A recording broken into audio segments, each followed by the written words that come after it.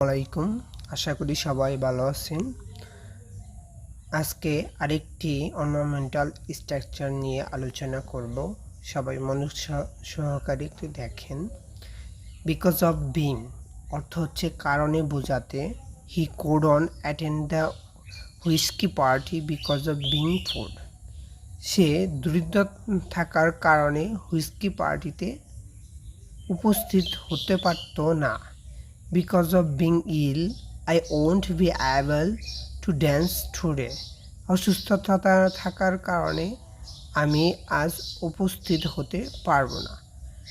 I've eaten much because of being hungry. ক্ষুধার্ত থাকার কারণে আমি অনেক খাবো।